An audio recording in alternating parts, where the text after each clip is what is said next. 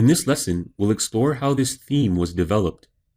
Once you understand how all the components come together, you'll easily see why Bootstrap has become so popular with developers. In our HTML document, inside the head tag, we can see that the HTML code starts with defining the character set UTF-8 and the viewport. Remember that setting the viewport is important to keep the page responsive on all mobile devices. Underneath the title, we also have several links to external files that are needed for the layout. This includes the bootstrap.min.css style sheet, and also the custom freelancer.css style sheet, which is specific to this theme. The next block of code sets links to fonts that are used in this theme. So the font-awesome.min.css style sheet, and also certain fonts taken from the Google API. So there's two links to that. And so that's it for the inclusions. Most of this will look very familiar as we've worked with it quite a few times now. Inside the body tag, we start with the navigation elements. So this top navigation bar here that contains our buttons. The nav element uses the three classes we took a look at earlier: navbar, navbar default, and navbar fixed top. These ensure that the navbar stays fixed at the top even when the user scrolls down the page. The navigation elements are all contained within a container div. The first code block, starting with this div, is used to collapse the navbar for smaller screens. So remember, when we shrink the size of the browser, it collapses the navbar. So you can see that the navbar toggle class was used. The data toggle attribute is set to collapse. You can also see the different span classes that define each icon bar inside this little button here.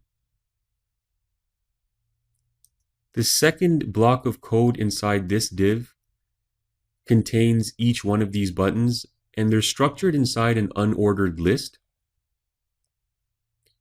with a navbar right class, and that's why they'll stick to the right. Each individual button is contained within a list item, and each list item has an A attribute, a link attribute, set to a different value.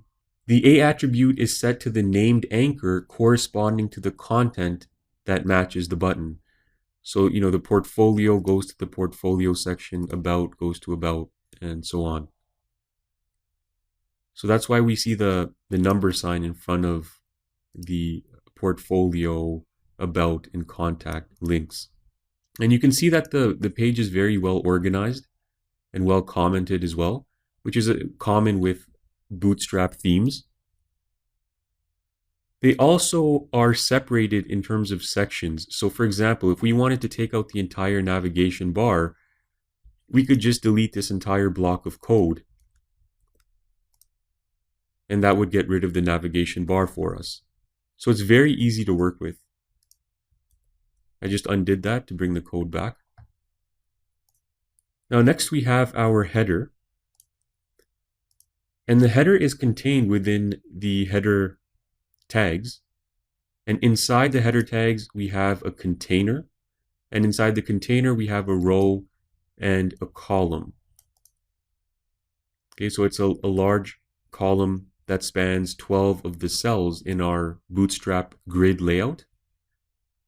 Inside the column, we have this image, which has the image responsive class attached to it. That means the image will be responsive to any device, regardless of the screen size.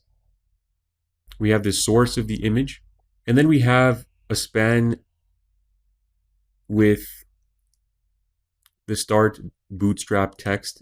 And if you're working with this theme, of course, you would change all this. You'd probably change your image source to something else. You change this text to the name of your website perhaps, and so on. And so that's it for the header. It's fairly simple. And then we go into the portfolio section. This entire section is contained within a container div. And so we have the portfolios.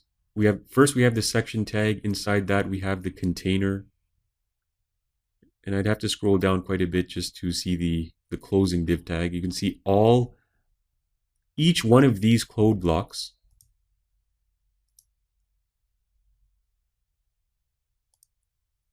is contained inside the container. The first code block is a row that contains this portfolio text, and also this here, the line with the star in the middle. So that's this entire code block here. And inside another row, we have each of the code blocks for these 6 images here. So 1, 2, 3, 4, 5, and 6. Now each one of these 6 code blocks are almost identical, just a few minor differences. Let's start with the first item here. We can see that they're contained within the column small 4 column size, and the link is set to portfolio modal 1 with a number sign in front of it. And the reason for that is because these links will open up a modal with additional content pertaining to that link. Each one of them does that. Now the code for the modal and the content inside the modal is a lot lower down on the page. So we'll get to that as we progress through the script. But just for now, know that each one of these images links to its own modal. And that's why we have the data toggle attribute set to modal as well. And then we have the icon. When you hover your mouse over, you'll see the magnifying glass. And so that's contained within this div with the class set to caption content. And then the image source for this cabin image. And then just an image responsive class to make sure that the images shrink if the browser window gets smaller. And on mobile devices, we can see that because of the grid layout, they do stack on top of one another.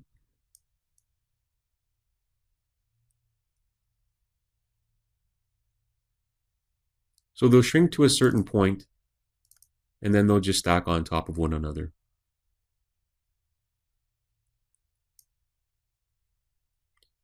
So each one of these is almost identical. The only thing that changes is, of course, the image source, but also the link. Each link opens a separate modal. So the second button here opens portfolio modal 2, and then portfolio modal 3, 4, 5, and 6. And so that's it for that section.